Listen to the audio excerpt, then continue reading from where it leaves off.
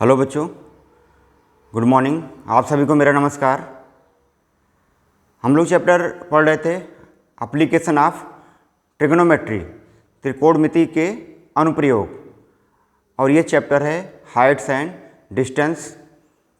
NCERT class 10th का ये 9th chapter है और इस चैप्टर में कुल 16 क्वेश्चंस हैं, जिसमें कि इसके पहले वाले लेक्चर में हम लोगों ने कुल 11 क्वेश्चन सॉल्व कर लिए थे। ठीक है, तो आज हम उसी में आगे कंटिन्यू करेंगे क्वेश्चन नंबर 12 से। ठीक है, तो आइए बिना टाइम वेस्ट किए हुए क्वेश्चन सॉल्व करना शुरू करते हैं। सबसे पहले देखते हैं क्वेश्चन है क्या। क्वेश्चन नंबर 12 बोर्ड पे लिखा हुआ है।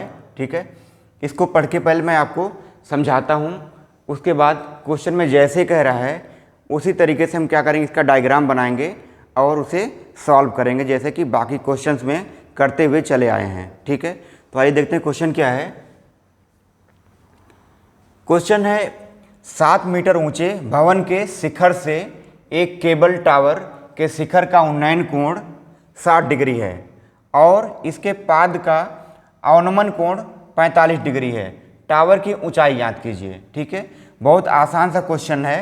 कह रहा है from the top of a 7 metre high building the angle of elevation of the top of a cable tower is 60 degree and the angle of depression of its foot is 45 degree. Determine the height of the tower.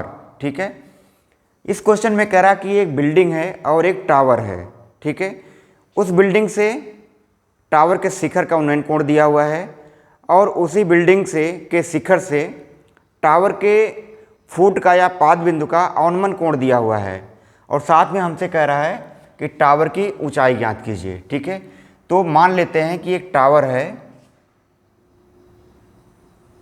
ये tower हो गया और हो गया एक मकान। ठीक है, क्योंकि मकान की हाइट हमेशा ही टावर से क्या होती है, कम होती है, तो मकान की जो हाइट बनाएंगे बिल्डिंग की उसकी कम बनाएंगे और टावर की ऊंचाई क्या रखेंगे, ज़्यादा रखेंगे, क्योंकि टावर क्या होता है, ज़्यादा ऊंचा होता है। तो ये टावर हो गया। ठीक है, मान लेते हैं मकान की छत है। ठीक है, ये पूरा क्या है, ये टावर है, ये है आपका टावर और ये क्या है, भवन है, भवन या बिल्डिंग, और ये क्या है, टावर है। कह रहा कि ये जो टावर है इसके भवन के शिखर से इसका उन्नयन कोण कितना है, 60 डिग्री है। ये आपका है 60 डिग्री, ये क्वेश्चन में दिया हुआ है। ठीक है, ऐसा क्वेश्चन में कह रहा है कि इस मकान के शिखर से या भवन के शिखर से टावर के शिखर का उन्नयन कोण क्या है, 60 डिग्री है। और कह रहा कि इस बिल्डिंग के या भवन के शिखर से इस टावर के फुट या पाद बिंदु का अवनमन कोण क्या है, 45 डिग्री है। ये वाला जो एंगल है ये होता है अवनमन कोण, एंगल ऑफ डिप्रेशन, और ये आपका होता है एंगल ऑफ एलिवेशन। तो ऐसा डायग्राम में कह रहा है और साथ में कह रहा है कि 7 मीटर ऊंचे भवन, मतलब ये जो भवन है इसकी ऊंचाई कितनी है, 7 मीटर है। ये 7 मीटर है, मान लेते ए है और ये बी है, ये सी है और ये डी है, इसको मान लेते हैं ये क्या है, ई है। ठीक है, ये दिया हुआ है, ये हमें दिया हुआ है क्वेश्चन में, ये जो भवन है या मकान या बिल्डिंग है इसकी ऊंचाई क्या है, 7 मीटर है। ये 7 मीटर ऊंचाई दिया हुआ है। ठीक है, तो टावर की ऊंचाई पूछ रहा है, टावर की ऊंचाई पूछ रहा है। ये टावर की ऊंचाई मान लेते हैं क्या है, h है, ये पूछ रहा है। ठीक है, अब देखिए ध्यान से, अगर ये 7 मीटर है तो ये भी क्या हो जाएगा, 7 मीटर हो जाएगा, क्योंकि यही मकान की जो हाइट है ये पूरी सेम रहेगी यहाँ से यहाँ तक। तो अगर ये 7 मीटर है तो ये भी क्या हो जाएगा, ये भी 7 मीटर हो जाएगा। ये हम अपनी तरफ से क्या करेंगे, लिख लेंगे इसे। ठीक है, अगर ये 7 मीटर है बिल्डिंग और यही बिल्डिंग यहाँ तक है, तो अगर ये 7 मीटर तो ये भी क्या हो जाएगा, 7 मीटर या 7 मीटर हो जाएगा। ठीक है, अब देखिए हमें क्या करना है, इस टावर में से इतनी तो ऊंचाई हमें पता है, इतनी ऊंचाई हमें पता है 7 मीटर है, ये ऊंचाई पता चल जाए तो दोनों को ऐड कर देंगे तो क्या हो जाएगा, टावर की टोटल ऊंचाई हो जाएगी, जो कि हमें फाइंड करना है। ठीक है, तो अब ऐसा करने के लिए क्या करेंगे, इसमें दो ट्रायंगल बन रहे हैं, ट्रायंगल ADB और ट्रायंगल ABC, दो त्रिभुज हैं। इनकी हेल्प से क्या करना है, हमें ये वाली हाइट या लंबाई पता करना है। ठीक है, तो देखिए सबसे पहले क्या करेंगे, इस वाले ट्रायंगल में एक साइड दिया हुआ है और एक एंगल दिया हुआ है, तो इसकी हेल्प से क्या करेंगे, हम ये पहले निकाल लेंगे, ये वाली जो साइड है, क्योंकि ये साइड क्या है, दोनों ट्रायंगल में, इसमें भी और इसमें दोनों में क्या है, कॉमन है। तो ये वाली साइड अगर निकल जाएगी तो इस वाले ट्रायंगल में भी क्या करेंगे, कोई त्रिकोणमितीय अनुपात लगा करके फिर इसको हम फाइंड कर लेंगे, पता कर लेंगे। ठीक है, तो सबसे पहले ये वाला त्रिभुज लेंगे और इस त्रिभुज में क्या करेंगे, हम ये वाली लंबाई AB की वैल्यू फाइंड करेंगे या पता करेंगे। ठीक है, तो हमें पता क्या करना है, H की वैल्यू हमें पता करना है, जो कि टावर की ऊंचाई है। ठीक है, ये टावर की क्या है, ऊंचाई, टावर की ऊंचाई हमें पता करना है। अब त्रिभुज लेके चलते हैं, त्रिभुज ABC, तो यहाँ पे लिखेंगे त्रिभुज ABC में। ठीक है, अब देखो क्या है, ये अगर इस वाले एंगल की बात करेंगे तो ये आधार बन जाएगा और ये क्या हो जाएगा, लंब हो जाएगा, और ये कर्ण होता ही है। ठीक है, तो इसमें लगा देंगे, लंब दिया हुआ आधार में चाहिए तो tan लगा देंगे, तो क्या हो जाएगा, tan 45 डिग्री इक्वल टू क्या हो जाएगा, लंब बटे आधार, लंब बटे आधार, तो क्या हो जाएगा ये BC अपान में AB। ठीक है, tan 45 की वैल्यू होती है 1 और BC की वैल्यू कितना दिया हुआ, 7 मीटर, अपान में क्या हो जाएगा AB। जब यहाँ से सॉल्व करेंगे तो क्या हो जाएगा, AB इक्वल टू 7 मीटर, ये निकल के आ गया, AB की वैल्यू कितना आ गया, 7 मीटर आ गया। ठीक है, तो अब काम हो गया आसान। तो सबसे पहले इतना समझ लीजिए, सबसे पहले इतना समझिए कि त्रिभुज हमने ले लिया ABC और इस त्रिभुज में हमने लगा दिया है tan 45 इक्वल टू क्या है, लंब बटे आधार, परपेंडिकुलर अपान में बेस, तो क्या हो जाएगा 7 अपान में AB हो जाएगा। और tan 45 की वैल्यू कितनी होती है, 1 होती है, तो AB इक्वल टू क्या हो जाएगा, 7 मीटर। अब ये 7 मीटर निकल के आ गया, कितना हो गया ये, 7 मीटर। अब दोबारा से त्रिभुज ले लेंगे ABD या ADB। ठीक है, तो लिखेंगे इसमें त्रिभुज ADB में, अब लगा देंगे, ये वाली हमें लेंथ चाहिए, तो ये अगर एंगल ले रहे हैं तो क्या हो जाएगा, ये परपेंडिकुलर या लंब हो जाएगा और ये बेस या आधार हो जाएगा, तो tan लगा देंगे इसमें भी, तो tan 60 इक्वल टू क्या हो जाएगा, tan 60 इक्वल टू क्या हो जाएगा, BD अपान में AB, BD अपान में AB। ठीक है, BD की वैल्यू हमें पता करना है और AB कितना दिया हुआ, 7 मीटर। ठीक है, तो tan 60 की वैल्यू होती है √3 इक्वल टू क्या हो जाएगा, BD अपान में 7 मीटर। यहाँ से जब सॉल्व करेंगे BD इक्वल टू क्या हो जाएगा, 7 से मल्टीप्लाई हो जाएगा इसमें, तो BD इक्वल टू क्या हो जाएगा, 7 √3 मीटर। तो BD की वैल्यू आ गई 7 √3 मीटर। ठीक है, 7 √3 मीटर आ गई BD की वैल्यू, मतलब ये वाली जो लंबाई है या हाइट कह सकते हैं, ये वाली निकल के आ गई 7 √3। ठीक है, ये हमें पहले से पता है और ये हमने निकाल लिया है। इन दोनों को अब ऐड कर देंगे तो क्या हो जाएगा, टावर की ऊंचाई निकल के आ जाएगी, टावर की हाइट निकल के आ जाएगी। ठीक है, तो यहाँ पे लिखेंगे टावर की ऊंचाई, टावर की ऊंचाई H इक्वल टू क्या है, BC plus BD, BC plus BD। BC दिया हुआ 7 मीटर और BD निकल के आया है 7 √3, तो यहाँ पे रख दो 7 √3। ठीक है, इतना क्या हो जाएगा, मीटर हो जाएगा। अब इसमें 7 कॉमन है, 7 बाहर ले लो, तो क्या हो जाएगा 1 प्लस √3 मीटर। इसको और अच्छे से लिखना चाहो तो क्या हो जाएगा, 7 इंटू √3 प्लस 1 मीटर। ये हो गया हमारा टावर की ऊंचाई, जो कि हमें फाइंड करना था। तो टावर की ऊंचाई H इक्वल टू कितना आ गया, 7 इंटू √3 प्लस 1 मीटर। ठीक है बच्चे, तो ये हो गया हमारा क्वेश्चन नंबर 12। इस तरीके से हम क्या करेंगे, इस क्वेश्चन को सॉल्व करेंगे। क्वेश्चन को दोबारा मैं एक बार बता दे रहा हूँ। एक मकान या बिल्डिंग है और एक टावर है। इस वाले बिल्डिंग से इस टावर के शिखर का, मतलब कि टॉप का जो एंगल ऑफ एलिवेशन है या उन्नयन कोण है वो कितना है 60 डिग्री है, और साथ में उस टावर के जो फुट है या पाद बिंदु है उसका अवनमन कोण या एंगल ऑफ डिप्रेशन क्या है 45 डिग्री है। और इस बिल्डिंग की ऊंचाई कितनी है, हाइट कितनी है 7 मीटर है। ठीक है, तो इस टावर की ऊंचाई हमें फाइंड करना था। तो डायग्राम इस तरीके से पहले बना लिया हमने। अब ये चूंकि 7 मीटर है तो ये भी क्या हो जाएगा 7 मीटर हो जाएगा। और पूरे टावर की ऊंचाई क्या है, ये वाली ऊंचाई ये प्लस ये वाली ऊंचाई।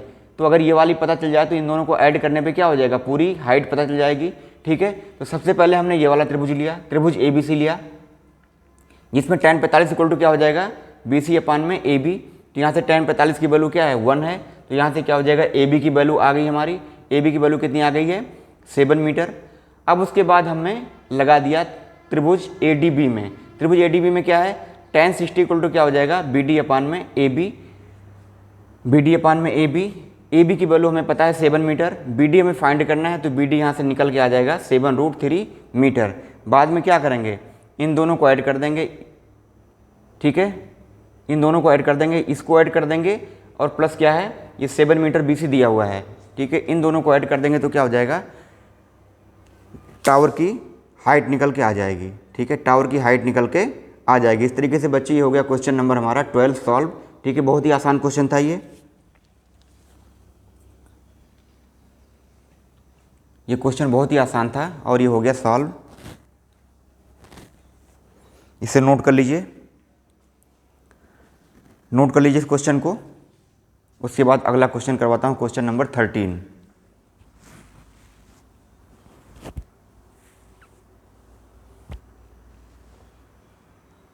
क्वेश्चन नंबर 13 करेंगे इसके बाद। ठीक है, इसे नोट कर लीजिए। आज इस एक्सरसाइज का द एंड करना है, पूरी तरीके से कंप्लीट करना है। ठीक है, तो नोट कर लिया होगा आप लोगों ने। अब इस क्वेश्चन को रफ करेंगे, इससे अगला वाला क्वेश्चन करेंगे सॉल्व।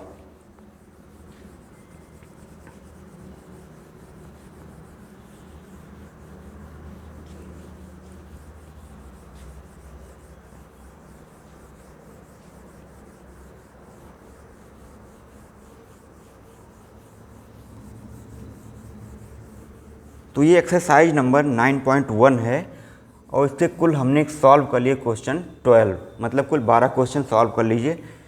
और अभी इसमें बचे हुए हैं 4 क्वेश्चन। ठीक है, तो क्वेश्चन नंबर 13 को अब करेंगे सॉल्व। ठीक है, क्वेश्चन नंबर 13 को सॉल्व करेंगे। तो ये बच्चे क्वेश्चन नंबर 13। ठीक है, ये क्वेश्चन नंबर 13 है इस एक्सरसाइज का। ठीक है, इसमें देखते हैं पहले क्वेश्चन में क्या कह रहा है, उसके अकॉर्डिंग क्या करते हैं, डायग्राम बना के क्वेश्चन को सॉल्व करेंगे।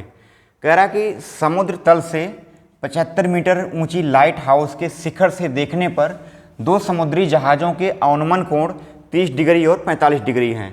यदि लाइट हाउस के एक ही ओर एक जहाज़ दूसरे जहाज़ के ठीक पीछे हो तो दोनों जहाज़ों के बीच की दूरी ज्ञात कीजिए। ठीक है, as observed from the top of a 75 metre lighthouse from the sea level the angle of depression of 2 ships are 30 degree and 45 degree. If one ship is exactly behind the other one the same side of the lighthouse find the distance between the 2 ships। ठीक है, question में कह रहा कि समुद्र तल से 75 metre की ऊंचाई पर एक लाइट हाउस है। ठीक है, मान लेते हैं ये समुद्र तल है, ये क्या है समुद्र तल है, और यहाँ पर एक लाइट हाउस है। क्या है, लाइट हाउस, जिसकी ऊंचाई कितनी है 75 मीटर। ठीक है, एक लाइट हाउस है जिसकी ऊंचाई क्या है 75 मीटर है। ठीक है, इसको थोड़ा सा और सही से बना देते हैं।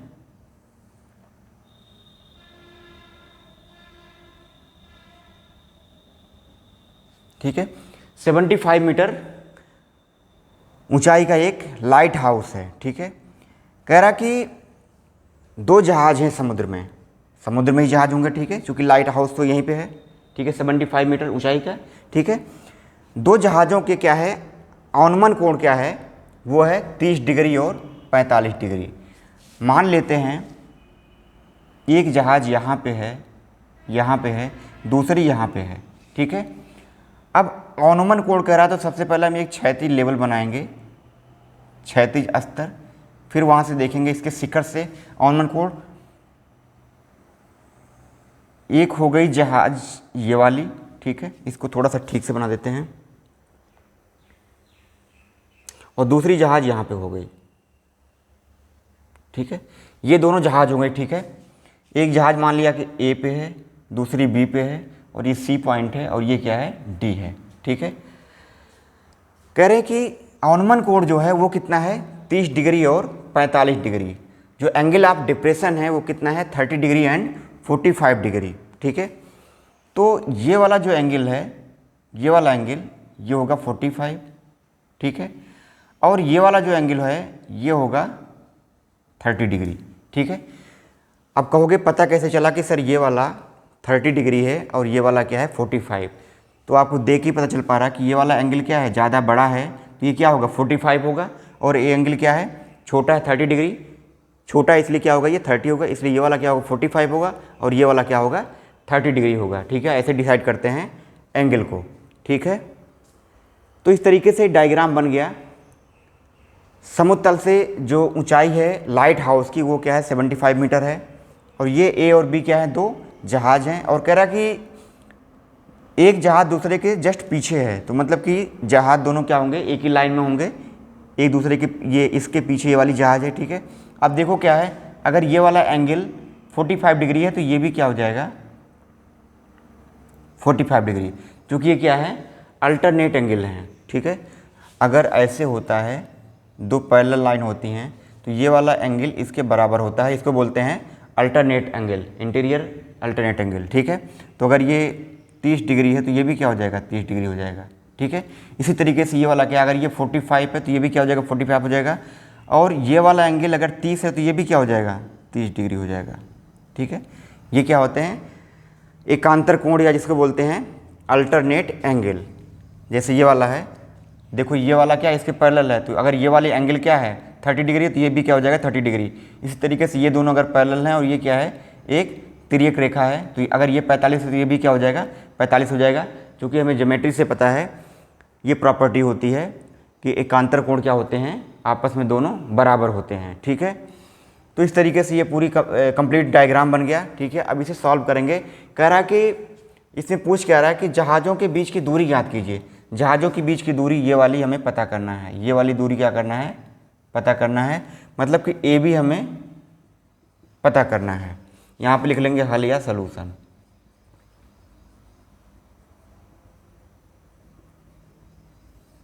ठीक है। हमें क्या पता करना है ए बी पता करना है हमें, यहाँ पे लिख देता हूँ हम, ठीक है। ए बी क्या करना है पता करना है हमें, दोनों जहाज़ों के बीच की दूरी क्या है ए बी है, यही फाइंड करना है। अब इसमें दो ट्रायंगल हमें दिख रहे हैं साफ साफ, और ये ऊंचाई दिया हुआ है। और एक मज़े की बात इसमें यह है कि ये वाली जो ऊंचाई है वो दोनों ट्रायंगल में क्या है कॉमन है, तो इसका इस्तेमाल कर लेंगे दोनों त्रिभुज में, ठीक है। इसका इस्तेमाल कर लेंगे दोनों वाले त्रिभुज में, इस वाले त्रिभुज में भी, बड़े वाले में भी, और ये छोटे वाले त्रिभुज में भी, दोनों में 75 क्या है कॉमन है। तो बहुत आसान सा क्वेश्चन है, ठीक है। सबसे पहले हम इसमें लेके चलेंगे त्रिभुज BDC, ये वाला त्रिभुज लेके चलेंगे, ये दिया हुआ है, पहले हम ये वाला फाइंड कर लेंगे, ठीक है। तो त्रिभुज BDC में, त्रिभुज BDC में क्या हो जाएगा tan 45 इक्वल टू क्या हो जाएगा परपेंडिकुलर अपान में बेस, लंब बटे आधार, क्या हो जाएगा ये DC अपान में BC, ठीक है।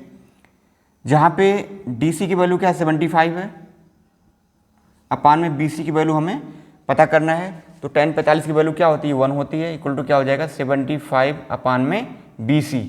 तो यहाँ से BC की वैल्यू आ जाएगी, क्रॉस मल्टीप्लाई हो जाएगा, तो BC इक्वल टू क्या हो जाएगा 75 मीटर।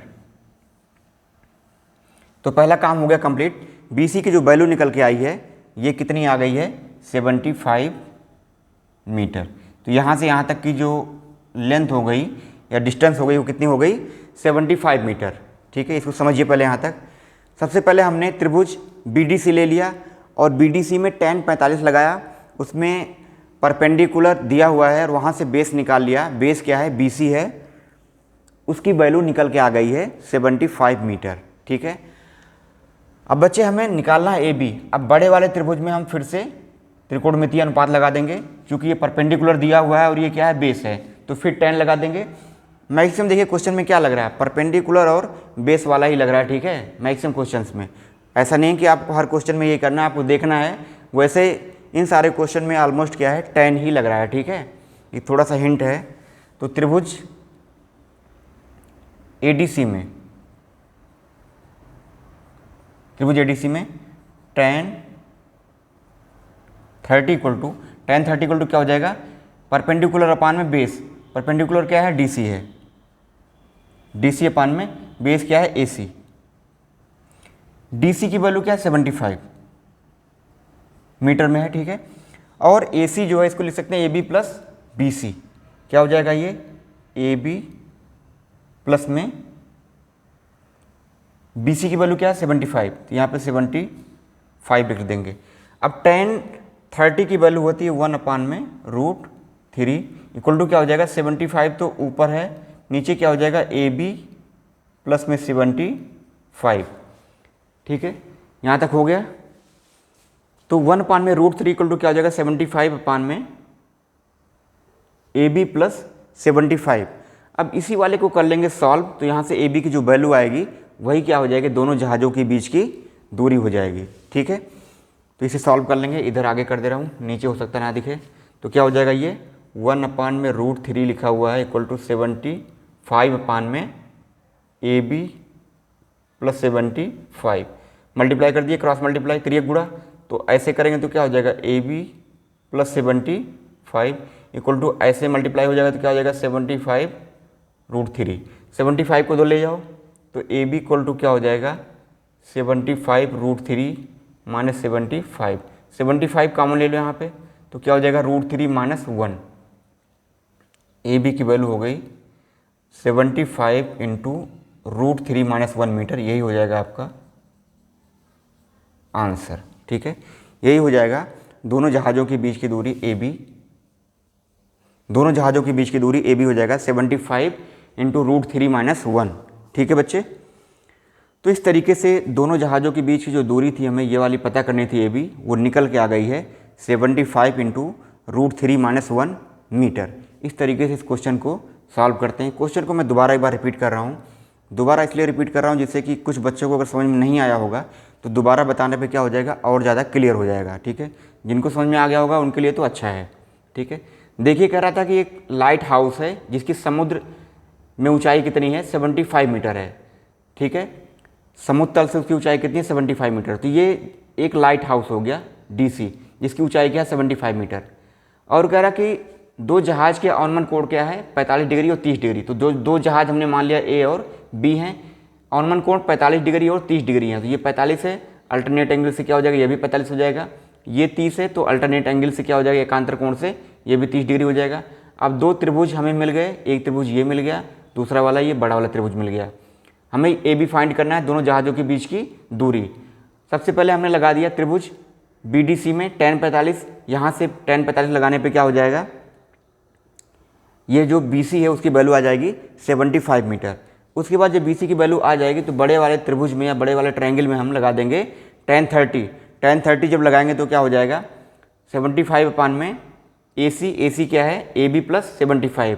उसके बाद इसको सॉल्व कर लेंगे तो फाइनली क्या हो जाएगा, ये आंसर इसका आ जाएगा निकल के, A B equal to 75 into √3 minus 1 metre. ठीक है, तो इस तरीके से बच्चे ये क्वेश्चन नंबर 13 को जो है हमने सॉल्व कर लिया और इसका आंसर आ गया। ठीक है, तो ऑलमोस्ट सभी क्वेश्चंस में क्या करना है, क्वेश्चन को पढ़िए और जैसे जैसे कह रहा है वैसे वैसे करते जाइए, डायग्राम बनाइए और उस डायग्राम से क्या करेंगे, हम त्रिकोणमितीय अनुपात लगा करके थोड़ा सा कैलकुलेशन कर देंगे छोटा सा, उसके बाद क्वेश्चन सॉल्व हो जा रहा है। तो बहुत ही आसान है, बस क्वेश्चन थोड़े से बड़े लगते हैं देखने में, लेकिन सोल्यूशन जो इसका है वो क्वेश्चन से भी छोटा निकल के आता है। ठीक है, तो इस तरीके से क्वेश्चन नंबर 13 हो गया सॉल्व। अब इससे अगला वाला क्वेश्चन करेंगे, क्वेश्चन नंबर 14। नोट कर लीजिए इसे, थोड़ा सा टाइम दे रहा हूँ मैं आपको नोट करने के लिए।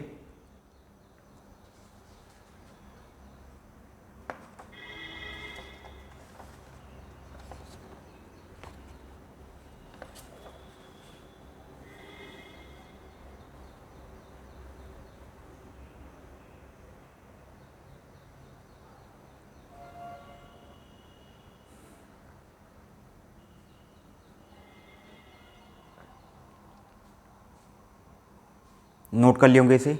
अब इसे रफ करके अगला वाला क्वेश्चन करेंगे।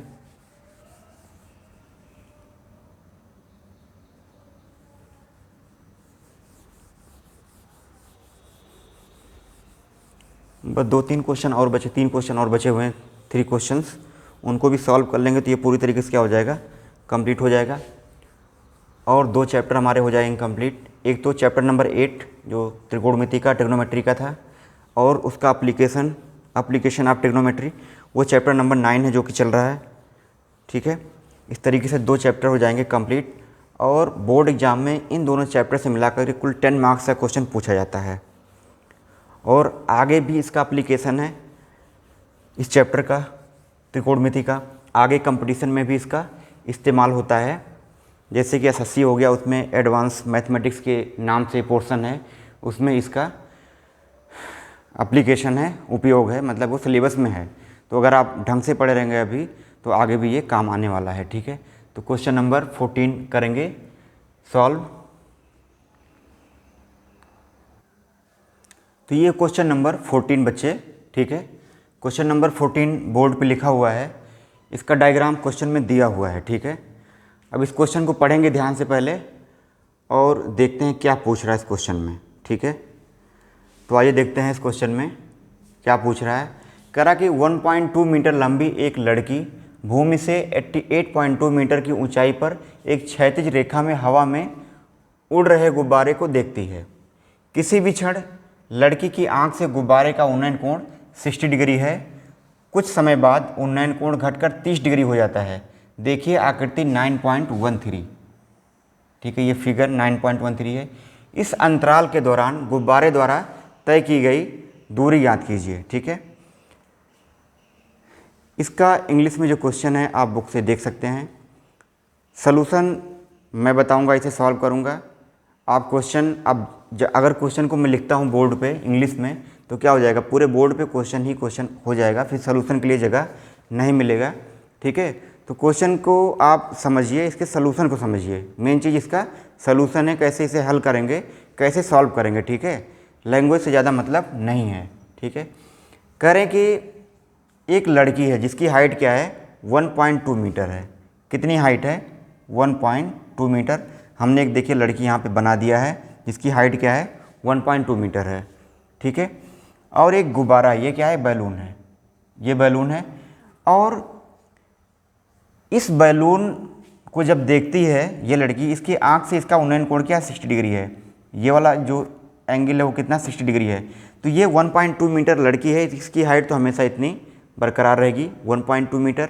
ठीक है, उसके बाद कह रहा कि कुछ देर के बाद, भाई गुब्बारा है, हवा में क्या उड़ रहा है, तो उड़ते उड़ते क्या हो जाएगा, थोड़ी देर बाद यहाँ पहुँच सकता है। यहाँ पहुँच गया, पहले उन्नयन कोण कितना था, 60 था। अब जब यहाँ पहुँच जाएगा तो उन्नयन कोण घट के क्या हो रहा है, 30 डिग्री हो जा रहा है। एंगल ऑफ एलिवेशन क्या है, पहले 60 डिग्री था, अब क्या हो जा रहा है, ये 30 डिग्री हो जा रहा है उन्नयन कोण। ठीक है, तो कह रहा कि गुब्बारे द्वारा तय की गई दूरी याद कीजिए। इस अंतराल में गुब्बारे द्वारा, जब ये 60 डिग्री था, 60 डिग्री के बाद जब 30 डिग्री होता है तो गुब्बारे द्वारा तय की गई दूरी क्या है, ये गुब्बारे की हाइट, यहाँ से देखो परपेंडिकुलर एक लंब डाल देंगे तो अभी इसकी पोजीशन जो गुब्बारे की वो क्या है, बी है। अभी पोजीशन क्या है, बी है। उसके कुछ देर बाद क्या हो जाएगा, पोजीशन सी क्या हो जाएगी, सी हो जाएगी। तो हमें जो फाइंड करना, वो क्या फाइंड करना है, बी सी फाइंड करना है कि वो बी सी मतलब कितनी दूरी तय कर लेगा उस अंतराल में। ठीक है, तो हमें फाइंड क्या करना है, बी सी फाइंड करना है, बी सी हमें फाइंड करना है। ठीक है, अब देखिए क्या करना है इसमें। अब देखिए 1.2 मीटर हाइट है इसकी लड़की की। ठीक है, और वो लड़की जो ये ज़मीन पे खड़ी है, ये क्या भूमि है या ग्राउंड है, ग्राउंड है। ठीक है, अब इतनी 1.2 मीटर ये हाइट है, और ये जो गुब्बारा है इसकी जो ग्राउंड से जो हाइट है वो कितनी है, 88.2 मीटर, ये दिया हुआ है। तो सबसे पहले हम निकाल लेंगे, ये पूरा 88.2 मीटर है और इसमें से इतना क्या है, 1.2 मीटर। इतना क्या है, 1.2 मीटर, तो ये निकल जाएगा सी डी। इतना क्या हो जाएगा, 88.2 माइनस 1.2। तो यहाँ से निकाल लेंगे C D equal to 88.2 minus 1.2 equal to क्या हो जाएगा, 87 मीटर। तो ये जो वैल्यू आ गई यहाँ से यहाँ तक का, ये क्या है, 87 मीटर हो गया। ठीक है, क्योंकि पूरी हाइट क्या है 88.2 है, इसमें से 1.2 क्या करेंगे माइनस कर देंगे, तो जो बचेगा वो क्या हो जाएगा, यहाँ से लेकर के यहाँ तक की ऊंचाई हो जाएगी CD, उसकी वैल्यू कितनी आ गई 87 मीटर। ठीक है, अब देखिए बच्चे इसमें भी दो ट्रायंगल हैं, एक ट्रायंगल क्या है ABE है, दूसरा क्या है ADC या ACD। तो सबसे पहले हम ट्रायंगल AEB लेकर के चलेंगे। ठीक है, हमें बेसिकली क्या करना है BC को फाइंड करना है। सबसे पहले हम क्या करेंगे ये वाला फाइंड कर लेंगे। ठीक है, अब देखिए इस वाले त्रिभुज में, त्रिभुज AEB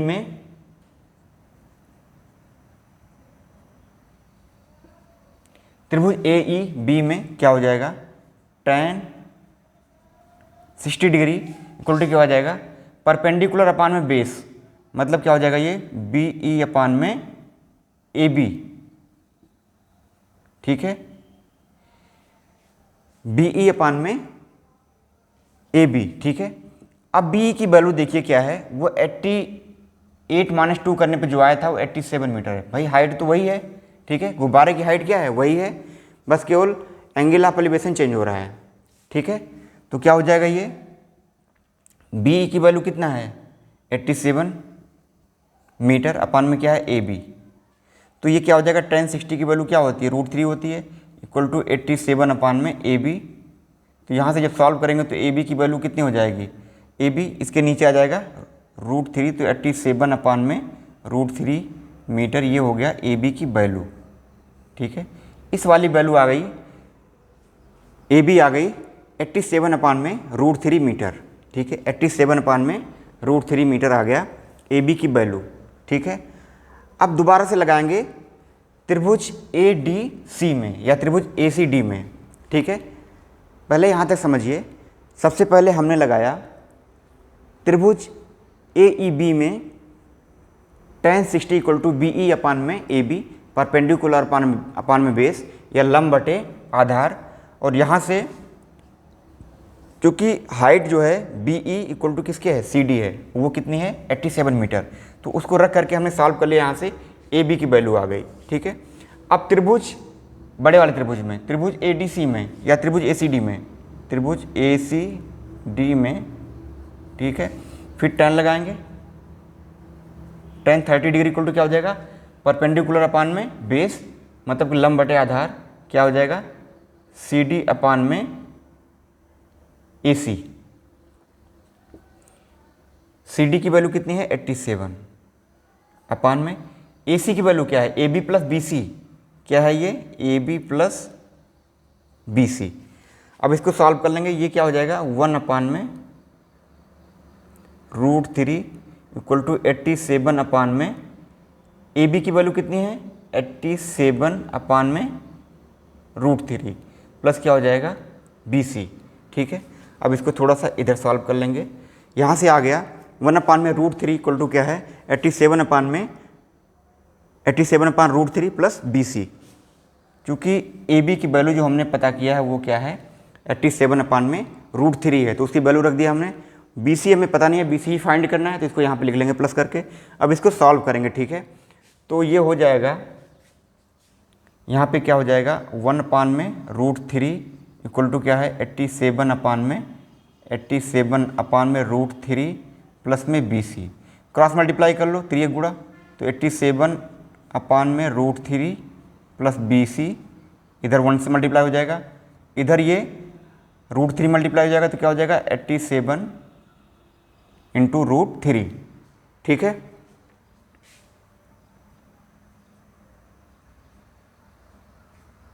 ठीक है, अब देखिए इसमें सॉल्व करेंगे इसे, तो BC की वैल्यू क्या हो जाएगी, BC की वैल्यू क्या हो जाएगी, इसको इधर ले आओ,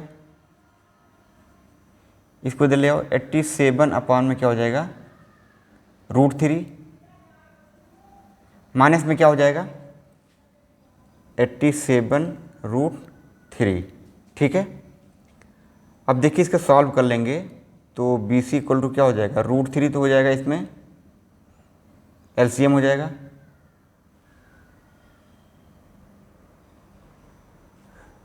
√87 अपान में √3 हो जा रहा है, कहीं थोड़ा सा कैलकुलेशन में हो रहा है मिस्टेक, कहीं थोड़ा सा मिस्टेक हो रहा है, ठीक है, हल्का सा मिस्टेक कहीं हो रहा मुझे लग रहा है, ठीक है। ए बी की जो वैल्यू आई थी 87 में √3 है, यहाँ तक तो ठीक है, ठीक है। अच्छा, ये यहाँ पे गड़बड़ कर दिया, यहाँ पे थोड़ी सी गड़बड़ी हुई, इसको इधर ले आएंगे, ठीक है। तो बी सी इक्वल टू क्या हो जाएगा 87√3 माइनस, ये इधर आएगा, उल्टा कर दिया था हमने, सॉरी, 87 में √3। अब √3 क्या है, एलसीएम हो जाएगा इसका, मल्टीप्लाई कर लो, 87 इंटू √3 क्या हो जाएगा 3 हो जाएगा, रूट हट जाएगा, माइनस क्या है 87 है। अब इसको सॉल्व कर लेंगे, ठीक है। 87 ऊपर कॉमन ले लो, चाहे तो गुणा करके भी माइनस कर लो, बात हो जाएगी। हमने थोड़ा सा अलग कर लिया जिससे कैलकुलेशन क्या हो जाए, आसान हो जाए। तो बी सी की वैल्यू निकल के आएगी। अब ये क्या हो जाएगा 87, 3 में से 1 गए कितना हो जाएगा 2 हो जाएगा, अपान में क्या है √3 है। ये हो गया बी सी की वैल्यू, ठीक है। इसको थोड़ा सा और सॉल्व करेंगे, थोड़ा सा और सॉल्व करेंगे तो क्या हो जाएगा, तो बी सी इक्वल टू क्या हो जाएगा, नीचे देखो रूट है, रूट को हटाएंगे तो ऊपर नीचे क्या करेंगे, √3 से क्या करेंगे, ये तो पहले से ही है, √3 से ऊपर नीचे गुणा कर देंगे, √3 से ऊपर नीचे क्या करेंगे गुणा कर देंगे, √3 से ऊपर नीचे गुणा कर देंगे, ठीक है। थोड़ा सा कैलकुलेशन है, ज़्यादा घबराना नहीं है, कैलकुलेशन है थोड़ा सा।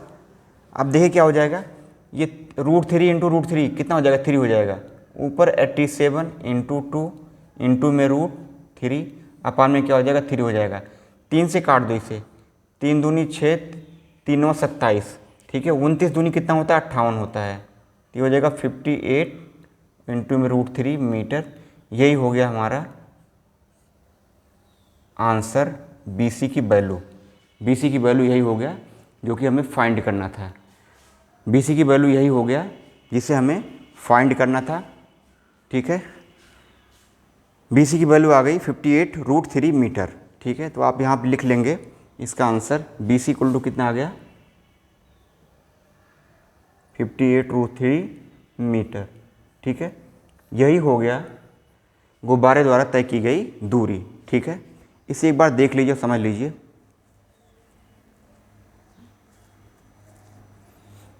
देख के समझ लीजिए इसे। पहले गुब्बारा यहाँ पे था, उन्नयन कोण कितना था 60 डिग्री था। अब थोड़ी देर बाद गुब्बारा पहुँच गया यहाँ पे, तो उन्नयन कोण कितना हो जा रहा है, घट के 30 डिग्री हो जा रहा है। हाइट जो है लड़की की वो कितनी है 1.2 मीटर, ठीक है, 1.2 मीटर लड़की ऊंचाई, और ये गुब्बारे की जो ऊंचाई ग्राउंड से दी हुई थी 88.2 मीटर। तो इसमें से घटा देंगे तो ये इस लड़की की आंख से जो इसकी ऊंचाई है 87 मीटर हो जाएगी। जब 88.2 में से 1.2 माइनस कर देंगे यहाँ से तो क्या हो जाएगा 87 मीटर। ये हो जाएगा लड़की के हेड से या उसकी आंख से क्या हो जाएगा गुब्बारे की ऊंचाई हो जाएगा। अब दो ट्रायंगल, एक ट्रायंगल ये बन गया और एक ट्रायंगल बन गया ये वाला, ठीक है। इसमें लगा देंगे tan 60, तो पहले ये निकल के आ जाएगी। और हमें गुब्बारे द्वारा तय की गई दूरी फाइंड करना है, BC फाइंड करना है, BC पता करना है। तो सबसे पहले इस वाले में लगा देंगे tan 60, फिर यहाँ से इसकी वैल्यू आ जाएगी AB की। उसके बाद इस बड़े वाले त्रिभुज में, त्रिभुज AB ADC में tan 30 लगा देंगे। उसके बाद AB प्लस क्या हो जाएगा BC हो जाएगा 87 अपान में, 87 के अपान में क्या हो जाएगा AB प्लस BC हो जाएगा। और AB की वैल्यू निकल के आ गई, उसको रख करके सॉल्व कर देंगे तो क्या हो जाएगा BC हो जाएगा, निकल के आ जाएगा। तो थोड़ा सा कैलकुलेशन है, थोड़ा सा ध्यान से पेशेंस से करेंगे तो हो जाएगा इस क्वेश्चन का सलूशन, ठीक है। तो इसे देख लीजिए, समझ लीजिए, फिर करते हैं अगला क्वेश्चन।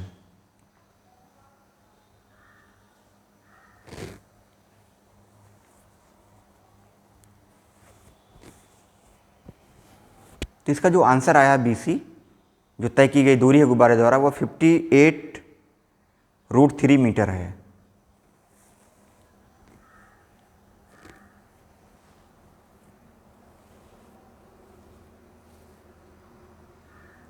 ठीक है, तो ये हो गया बच्चे क्वेश्चन नंबर 14। अब दो क्वेश्चन बचे हुए हैं 15 और 16, उनको भी सॉल्व करके इस चैप्टर का करेंगे द एंड, ठीक है। तो इस क्वेश्चन को समझ लीजिए एक बार और इसे नोट कर लीजिए, अगर नोट कर रहे हो तो मेन चीज़ है समझना, समझ लेंगे तो अपने आप ही सॉल्व कर लेंगे। ठीक है, तो ठीक है बच्चे, हो गया क्वेश्चन नंबर 14। अब करेंगे इसके बाद क्वेश्चन नंबर 15। ठीक है,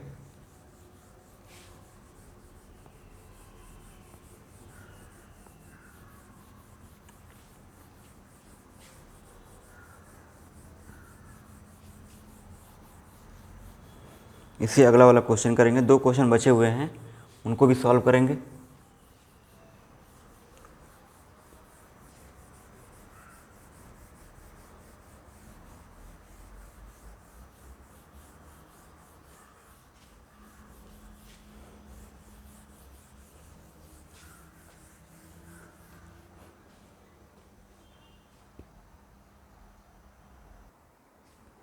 तो ये बच्चे हैं क्वेश्चन नंबर 15 जो कि बोर्ड पे लिखा हुआ है।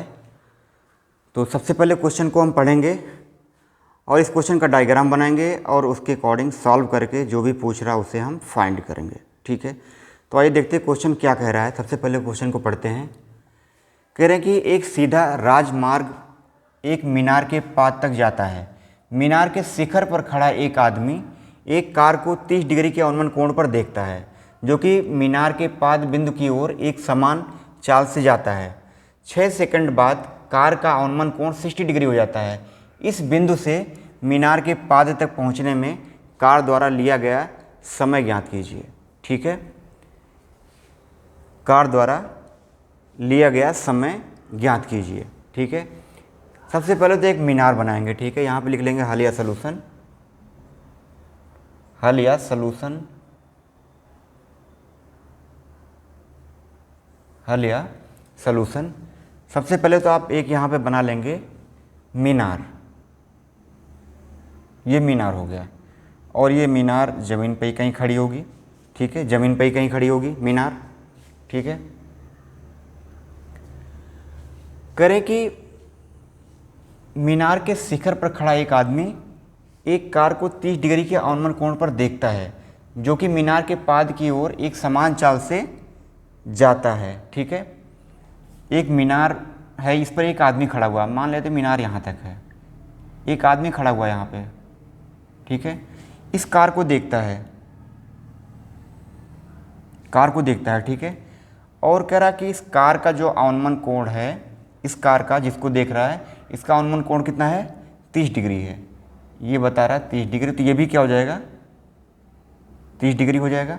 ठीक है, अवनमन कोण का 30 डिग्री बता रहा है, तो ये 30 डिग्री इसके बराबर हो जाएगा, क्योंकि ये क्या है, अल्टरनेट एंगल है, एकांतर कोण है।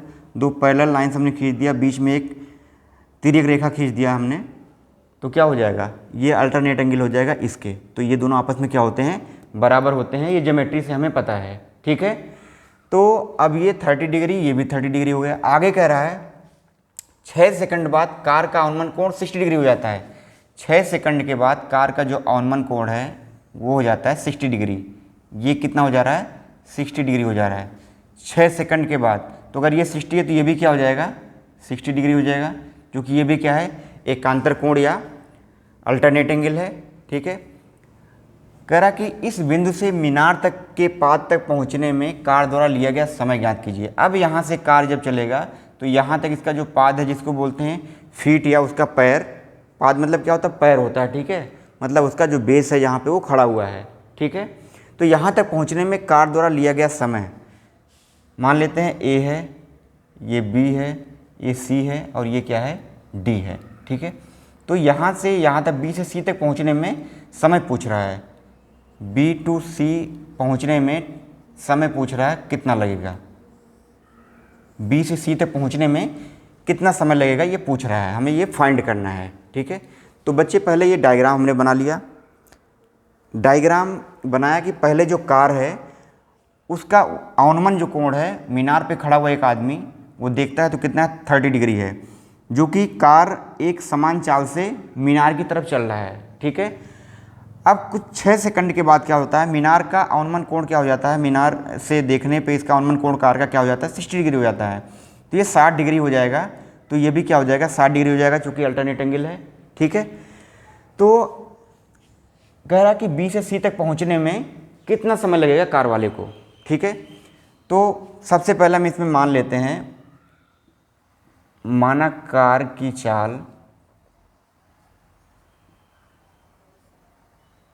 v मीटर पर सेकंड है, ठीक है, v मीटर पर सेकंड है या किलोमीटर पर सेकंड है, ठीक है। तो अब देखिए कि AB की वैल्यू क्या हो जाएगी, AB इक्वल टू क्या हो जाएगा, AB इक्वल टू क्या हो जाएगा, मान लेते हैं यहाँ से यहाँ तक पहुँचने में जो समय लगा है वो कितना है, वो तो दिया ही है, 6 सेकंड दिया हुआ है। तो दूरी इक्वल टू क्या होता है, यहाँ पे लिख लेंगे, चूँकि दूरी इक्वल टू चाल गुणित समय, ठीक है, चूँकि हाँ ठीक है, दूरी इक्वल टू क्या होता है, चाल गुणे समय होता है। चाल यहाँ पे क्या है, v मीटर पर सेकंड है, तो v इंटू क्या हो जाएगा, समय कितना है 6 सेकंड, यहाँ से यहाँ तक जाने में क्या है 6 सेकंड है, 6 से मल्टीप्लाई कर लेंगे तो यहाँ से निकल जाएगा AB आ गया 6b, AB की वैल्यू निकाल लिया हमने 6b, ठीक है। और मान लेते हैं यहाँ से यहाँ तक पहुँचने में क्या है, ये t समय लग रहा है, ठीक है। तो अब ये जो v के टर्म में आया हुआ है AB, ये क्या है, दूरी है, ठीक है, क्योंकि 6 सेकंड लगा था और ये क्या है, इसकी चाल या वेग दिया हुआ है, ठीक है। तो AB इक्वल टू कितना आ गया, डिस्टेंस आ गई 6b, ठीक है।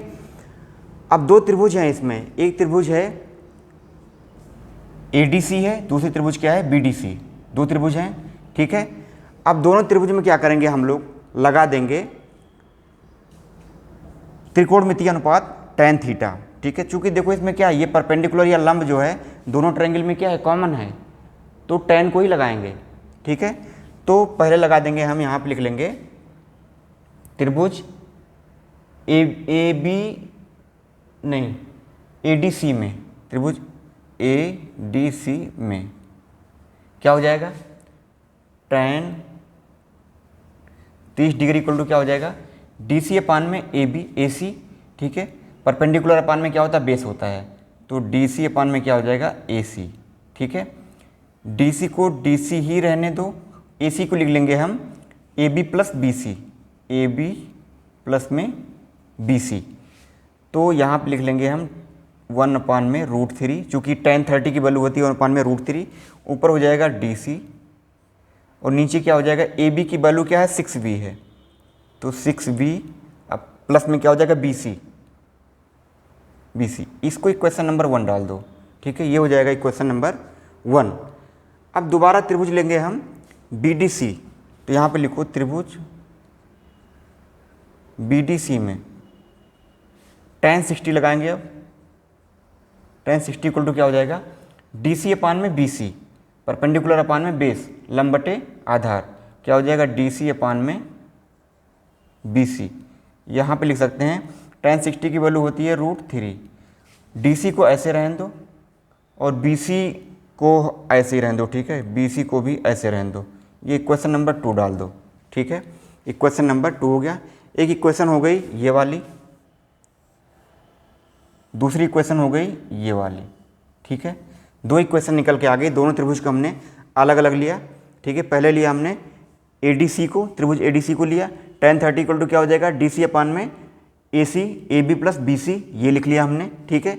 AB 6b हमने निकाला है, ठीक है। दूसरा लिया हमने ये वाला त्रिभुज, त्रिभुज BDC, इसमें क्या कर दिया हमने tan 60 ले लिया, tan 60 इक्वल टू क्या हो जाएगा, DC अपान में BC, DC अपान में BC और tan 60 की वैल्यू रख दिया यहाँ पे √3। दो इक्वेशन बन के आ गई, इक्वेशन 1 और 2। अब देखिए क्या है, इसमें दो अननोन है, BC भी है और DC भी है, तो हम क्या करेंगे, एक अननोन में लाएंगे इक्वेशन को, क्या करेंगे एक अननोन में लाएंगे, मतलब ऐसी वैल्यू में लाएंगे जहाँ से एक वैल्यू हमें निकल के आ जाए, ठीक है। तो ऐसा करने के लिए क्या करेंगे, दोनों को आपस में भाग कर देंगे, एक में 2 से कर दो या 2 में 1 से कर दो, ठीक है। तो यहाँ पे लिखेंगे समीकरण 1 में 2 से भाग करने पर कर दो भाग, ये क्या है 1 अपान में √3 है,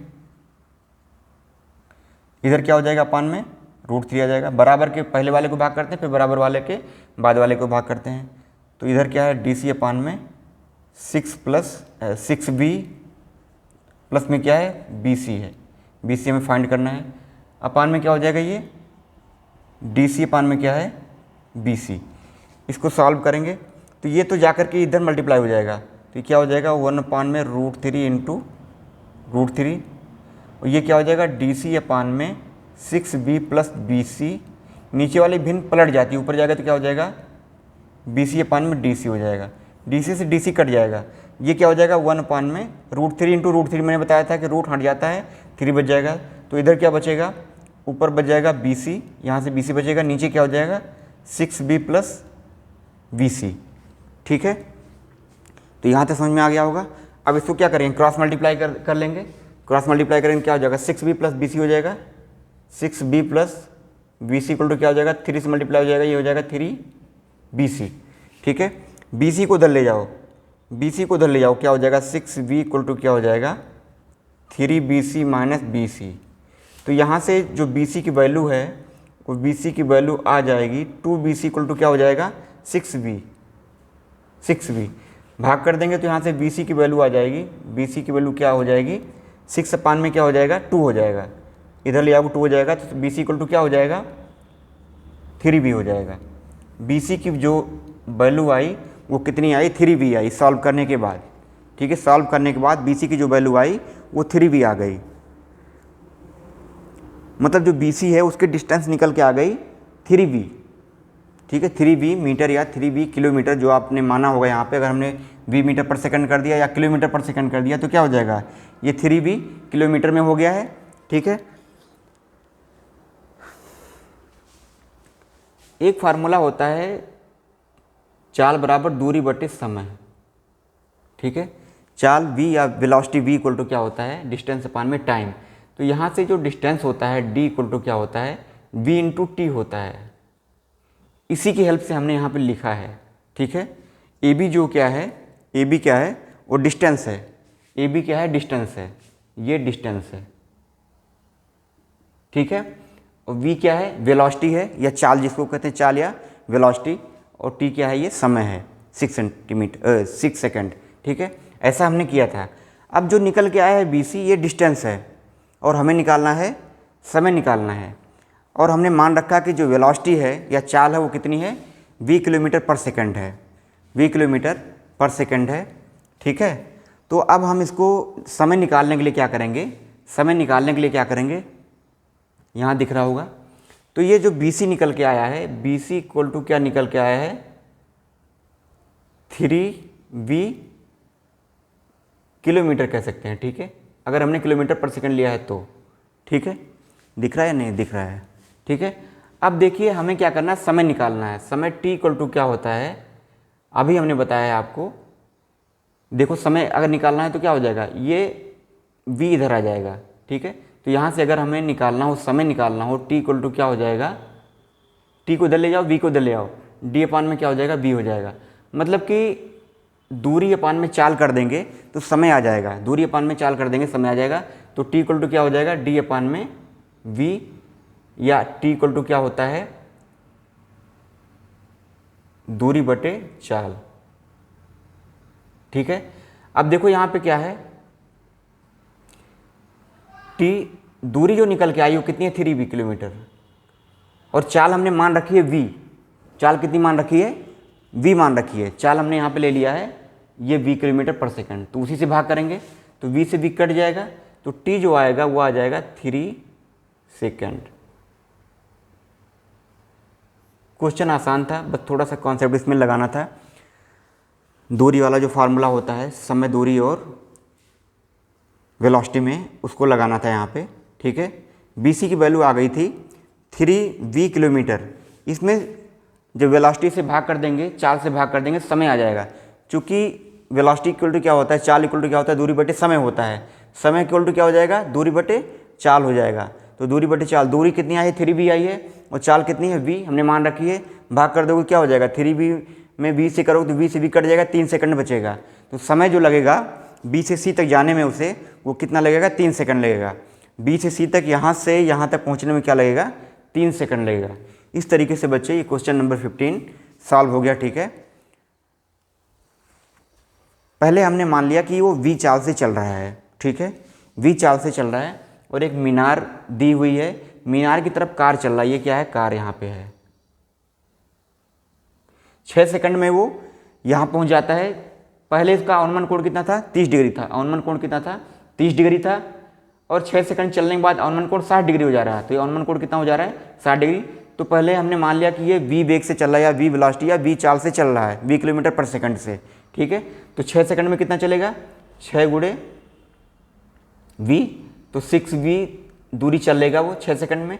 तो ए बी की वैल्यू कितनी आ जाएगी, 6v आ जाएगी यहाँ पे, 6v। अब उसके बाद कह रहा कि बी से सी तक जाने में, उसके पैर तक जाने में, मतलब उसके बेस तक जाने में मीनार के कितना समय लेगा, ठीक है, अगर वो वी चाल से चल रहा है तो इन दोनों त्रिभुज में पहले हमने लगा दिया त्रिकोणमितीय अनुपात tan 30 लगा दिया। tan 30 इक्वल टू क्या हो जाएगा, डी सी अपान में ए सी। तो tan 30 की वैल्यू अपान √3 होती है, डी सी अपान ए सी। ए सी क्या है, A B plus B C है, ए बी कितना 6b है, बी सी निकालना है हमें, इक्वेशन 1 हो गई। फिर tan 60 लगा दिया, tan 60 इक्वल टू क्या हो जाएगा, डी सी अपान में बी सी, परपेंडिकुलर अपान में बेस, लंबटे आधार, डी सी अपान में बी सी। tan 60 की वैल्यू होती है √3, तो डी सी अपान में बी सी हो जाएगा। अब 1 में 2 से हमने कर दिया भाग करने के बाद इधर से सॉल्व कर दिया हमने, सॉल्व करते करते ले गए तो बी सी की वैल्यू निकल के आई 3b किलोमीटर आ गई। अब दूरी निकल के आ गई, हमें निकालना है समय, तो चाल से भाग कर देंगे तो निकल जाएगा समय। तो चाल इक्वल टू क्या होता है, वो समय इक्वल टू दूरी बटे चाल। दूरी कितना है, 3b आया है, और चाल क्या है, v है। भाग कर दिया। अब भाग करने के बाद क्या हो जाएगा, v से v कट जाएगा, यहाँ बच जाएगा 3 सेकंड, यही आंसर हो जाएगा, ठीक है। तो ये क्वेश्चन आसान था, बस थोड़ा सा कॉन्सेप्ट इसमें लगाना था। तो इस तरीके से बच्चे क्वेश्चन नंबर 15 को भी हमने सॉल्व कर लिया, ठीक है।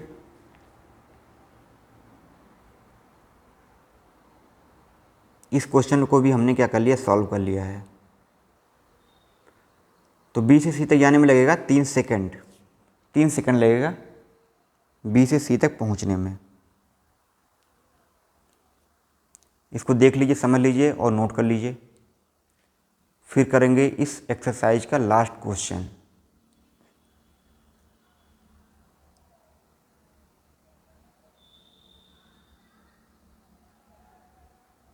ठीक है, तो इस क्वेश्चन को हम सॉल्व करेंगे, सॉल्व करने के बाद ले आएंगे 3 सेकंड, ठीक है बच्चे। तो नोट कर लिया होगा। तो अब चलते हैं लास्ट क्वेश्चन करने के लिए, ठीक है। इसको रफ करेंगे।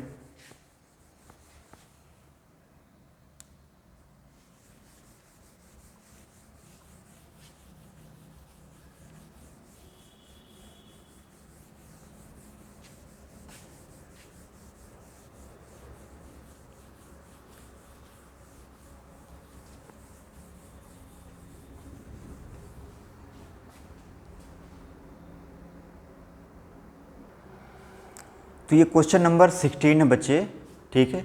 ये लास्ट क्वेश्चन है इस एक्सरसाइज का, एक्सरसाइज नंबर 9.1 का ये लास्ट क्वेश्चन है, ठीक है। इस क्वेश्चन को सॉल्व करेंगे। सबसे पहले क्वेश्चन को पढ़ते हैं और समझते हैं क्वेश्चन में क्या कह रहा है, ठीक है। उसके बाद इसे सॉल्व करेंगे। कह रहा है कि मीनार के आधार से और एक सरल रेखा में 4 मीटर और 9 मीटर की दूरी पर स्थित दो बिंदुओं से मीनार के शिखर का उन्नयन कोण पूरक कोण है। सिद्ध कीजिए कि मीनार की ऊंचाई 6 मीटर है, ठीक है। The angle of elevation of the top of a tower from 2 points at a distance of 4 meter and 9 meter from the base of the tower and is in the same straight line with it are complementary. Prove that the height of the tower is 6 metre, ठीक है। एक मीनार है बच्चे, ठीक है, एक मीनार है और उस मीनार के शिखर का उन्नयन कोण दो बिंदुओं से जो कि 4 मीटर और 9 मीटर की दूरी पर हैं, उन्नयन कोण कॉम्प्लीमेंट्री हैं, ठीक है, या पूरक कोण है। तो कह रहा कि सिद्ध करिए कि जो मीनार की ऊंचाई है वो क्या है, 6 मीटर है। तो सबसे पहले इसका डायग्राम बनाएंगे, डायग्राम बना करके सॉल्व कर लेंगे। बहुत ही आसान क्वेश्चन है ये, ठीक है। यहाँ पर लिखेंगे हल या सलूशन। ठीक है। एक मीनार बनाएंगे सबसे पहले, ठीक है। ये हो गई मीनार, ये क्या है, मीनार है या टावर, ठीक है। दो बिंदु बनाएंगे, एक बिंदु यहाँ पे और एक बिंदु लेंगे यहाँ पे, दो बिंदु हैं। चूँकि दोनों बिंदुओं का जो उन्नयन कोण है कॉम्प्लीमेंट्री है, थोड़ा सा और इसको लंबाई से बना देंगे, ठीक है, थोड़ा सा और ठीक से बना देंगे, ठीक है। एक बिंदु यहाँ पे है और एक बिंदु है यहाँ पे, अब थोड़ा सही हुआ, ठीक है। मान लेते हैं ए है, ये बी है, ये सी है और ये क्या है, डी है। इस तरीके से मान लिया, ठीक है। ये मीनार है, ये क्या है, ये मीनार है। और मान लेते हैं इस मीनार की जो ऊंचाई है वो h है, मीनार की ऊंचाई h है, ठीक है। इस मीनार की ऊंचाई क्या है, h है। और करें 4 मीटर और 9 मीटर की दूरी पे दो बिंदु हैं, एक बिंदु C हो गया, दूसरा क्या है, D हो गया। तो ये 4 मीटर मान लेते हैं, ये नज़दीक है तो 4 मीटर होगा ये, ठीक है। दूसरा कह रहा है वो 9 मीटर है, ये मान लेते हैं 9 मीटर है, ये क्वेश्चन में दिया हुआ है। दो बिंदु हैं, एक बिंदु ये C है, ये C है और D है। पहला वाला क्या है, 4 मीटर है, दूसरा क्या है, 9 मीटर है। और इनके जो एंगल ऑफ एलिवेशन हैं वो क्या है, कॉम्प्लीमेंट्री हैं। उन्नयन कोण क्या है, कॉम्प्लीमेंट्री है। मैंने बताया था कि अगर दो एंगल्स का एडिशन 90 डिग्री हो तो दोनों कोणों को एक दूसरे का क्या कहते हैं, कॉम्प्लीमेंट्री कहते हैं, ठीक है। या एक दूसरे का क्या कहते हैं, पूरक कोण कहते हैं, ठीक है। अगर दो कोणों का योगफल या सम 90 डिग्री हो तो उन दोनों कोणों को बोलते हैं कॉम्प्लीमेंट्री एंगल या पूरक कोण, ठीक है। तो मान लेते हैं ये वाला जो कोण है वो x है, या इसको x ले लेते हैं, तो ये कितना हो जाएगा, 90 माइनस एक्स हो जाएगा, ठीक है। चूँकि दोनों का एडिशन क्या है, दोनों का एडिशन क्या है, देखो 90 माइनस एक्स प्लस एक्स करेंगे क्या हो जाएगा, कट के क्या हो जाएगा, ये 90 हो जाएगा। मतलब कि दोनों का एडिशन क्या है, 90 डिग्री है। तो अगर एक x है तो दूसरा क्या हो जाएगा, 90 माइनस एक्स हो जाएगा, ठीक है। x की जगह पे आप y भी ले लें, एंगल थीटा भी ले लें, कुछ भी ले लें। मतलब आपको ये दिखाना है कि दोनों एंगल क्या है, एक दूसरे के पूरक हैं या कॉम्प्लीमेंट्री एंगल है। तो हमने मान लिया है कि ये वाला एंगल क्या है, x है, दूसरा वाला एंगल क्या हो जाएगा, 90 माइनस एक्स हो जाएगा। x डिग्री कह सकते हैं, ठीक है, x डिग्री। या ऐसे ले लो ना, थीटा ले लो। अगर ये थीटा है तो क्या हो जाएगा, 90 माइनस थीटा हो जाएगा, ठीक है। एक एंगल अगर थीटा है, दूसरा क्या हो जाएगा, 90 माइनस थीटा हो जाएगा। चूँकि दोनों कोण क्या होते हैं, एक दूसरे के कॉम्प्लीमेंट्री हैं, तो एक थीटा है, दूसरा क्या हो जाएगा, 90 माइनस थीटा हो जाएगा, ठीक है। अब हमें प्रूफ करना है कि जो हाइट है मीनार की वो कितनी है, 6 मीटर है, ठीक है। तो अब क्या करेंगे, दो ट्रायंगल बन रहा है इसमें, ट्रायंगल ADB और ट्रायंगल ACB, दो ट्रायंगल बन रहे हैं जिसमें क्या है, AB क्या है, कॉमन है। जब ऐसे हालात बनते हैं तो क्या होता है, आधार और लंब वाले संबंध मतलब कि tan को लगाते हैं, ठीक है। अब यहाँ पे लिखेंगे त्रिभुज, त्रिभुज ADB में, पहले बड़ा वाला त्रिभुज ले रहे हैं, त्रिभुज ADB में tan 90 minus theta equal to क्या हो जाएगा, ये tan 90 minus theta equal to क्या हो जाएगा, AB अपान में BD, मतलब कि परपेंडिकुलर अपान में बेस। तो क्या हो जाएगा, AB अपान में क्या हो जाएगा, BD, AB H मान लिया, BD कितना है, 9 मीटर है, तो 9 लिख लेंगे। अब देखिए tan 90 minus theta equal to क्या होता है, कॉट थीटा होता है। ये क्वेश्चन 1 हो गई। tan 90 minus theta equal to क्या होता है, कॉट थीटा। यहाँ पर लिख लेंगे, चूँकि tan 90 minus theta equal to क्या होता है, कॉट थीटा, ठीक है। tan 90 minus theta equal to क्या होता है, कॉट थीटा। तो जहाँ पे ये tan 90 माइनस थीटा हमने लिखा है उसको लिख सकते हैं कॉट थीटा, और राइट साइड वाला क्या रहेगा, H अपान में 9 रहेगा, ठीक है। तो ये हो गई पहली इक्वेशन, ट्रायंगल जब हमने लिया ट्रायंगल ADB। अब दूसरा ट्रायंगल लेंगे, ट्रायंगल ACB या ABC।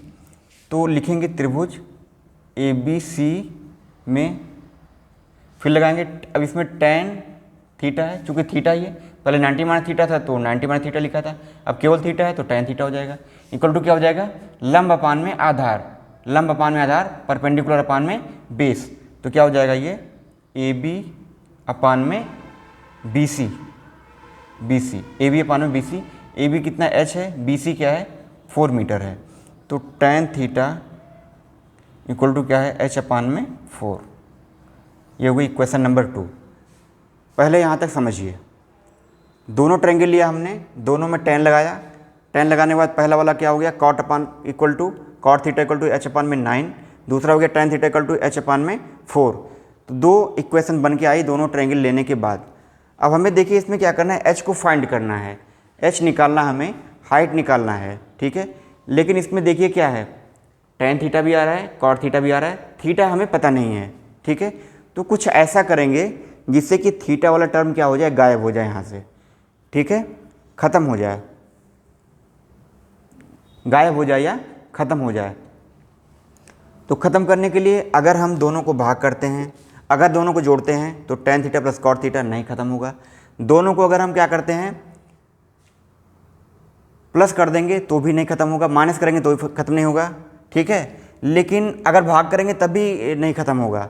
लेकिन अगर इन दोनों को गुणा कर दें, गुणा करने पे क्या हो जाएगा, ये दोनों ख़त्म हो जाएंगे। क्योंकि देखिए हमें पता है कि tan थीटा इक्वल टू क्या होता है 1 अपान में cot थीटा। तो जहाँ पे tan थीटा वहाँ पे 1 अपान cot थीटा या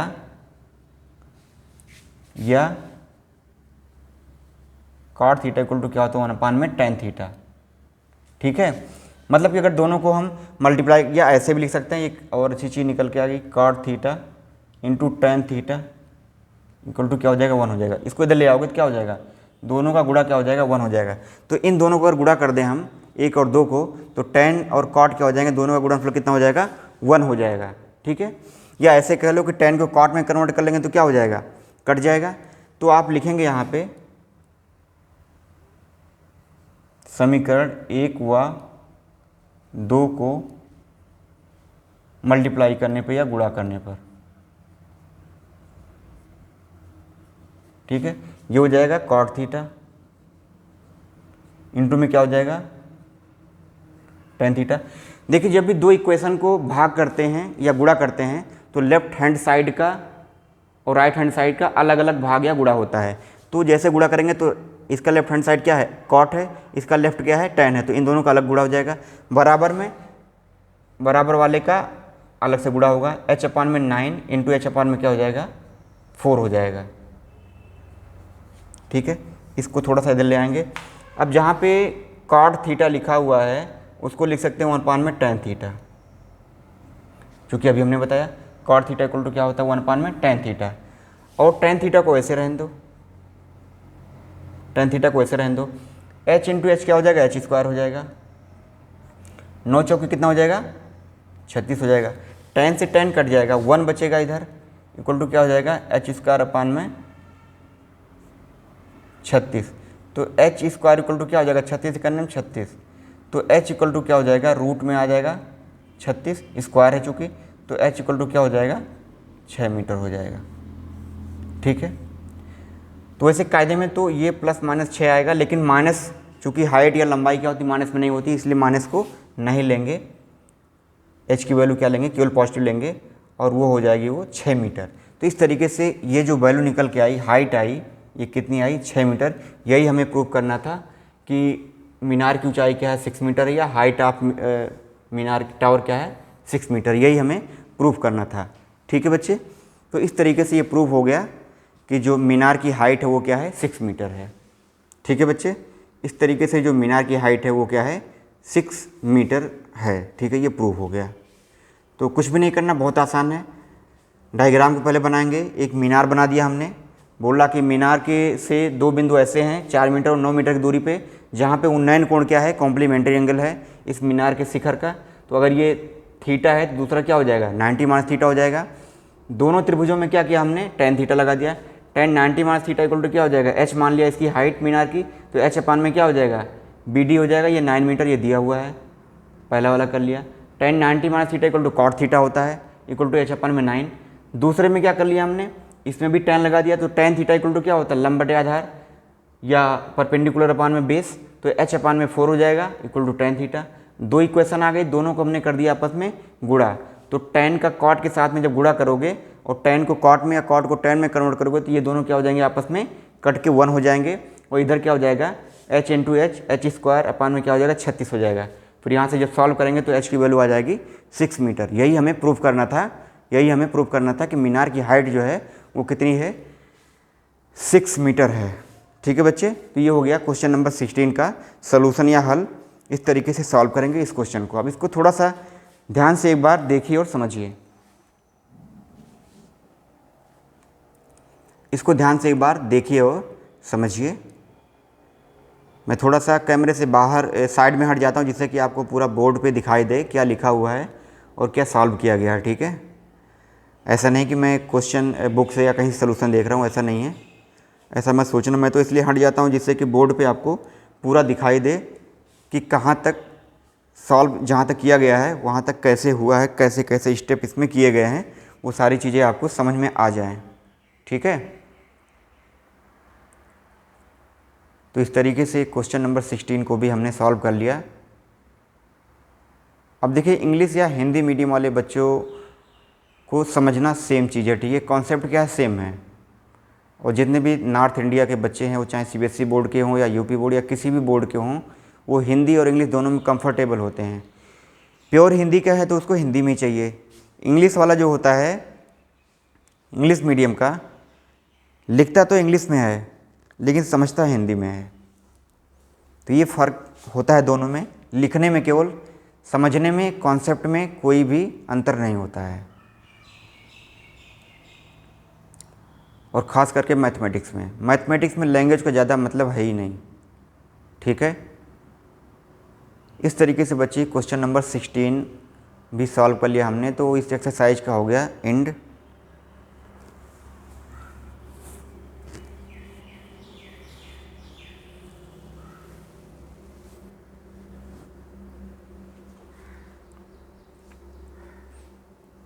तो उम्मीद है कि आपने इसे देख लिया होगा। तो मेरे प्यारे बच्चों, इस एक्सरसाइज को भी हमने पूरी तरीके से सॉल्व कर लिया है, कंप्लीट कर लिया है। ठीक है, तो हमने आपको कहा था कि पूरे एक्सरसाइज के हर क्वेश्चन को मैं बोर्ड पर लिख करके सॉल्व करवाऊंगा, और वो फाइनली हो भी गया। कुल 16 क्वेश्चन थे एक्सरसाइज नंबर 9.1 में। पूरे 16 क्वेश्चन को हमने सॉल्व किया। मैक्सिमम क्वेश्चन को हमने हिंदी और इंग्लिश दोनों में लिखा। कुछ क्वेश्चन जो बड़े थे उनको केवल हिंदी में लिखा हमने बोर्ड पे, लेकिन सॉल्व किया। और कॉन्सेप्ट हिंदी और इंग्लिश दोनों का सेम कॉन्सेप्ट हमने दिया कि कैसे सॉल्व करना है। ठीक है, इस तरीके से ये भी चैप्टर क्या हो गया, पूरी तरीके से ख़त्म हो गया, द एंड हो गया है। ठीक है, तो इस लेक्चर के भी सारे वीडियो आप देखें और समझें, हर क्वेश्चन को बार बार समझने का प्रयास करें और रिवीजन करें।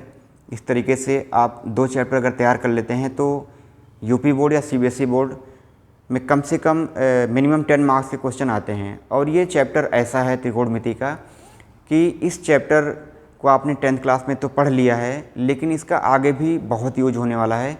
इंजीनियरिंग में अगर आप जाएंगे तो वहाँ पे भी इसका एप्लीकेशन है ट्रिग्नोमेट्री का। अगर आप कंपटीशन की तैयारी करते हैं जैसे कि SSC का, तो SSC में क्या कर दिया है, जो एडवांस वाला पोर्शन होता है मैथमेटिक्स का, उसमें ट्रिग्नोमेट्री डाल रखा है, तो आपको वहाँ पे भी पढ़ना पड़ेगा। ठीक है, तो इस तरीके से बच्चे ये चैप्टर भी कंप्लीट हो गया है। तो बाकी आगे के लेक्चर में हम लोग एक नया चैप्टर स्टार्ट करेंगे। ठीक है, तब तक के लिए आप अपना ख्याल रखें। Bye, take care, thank you.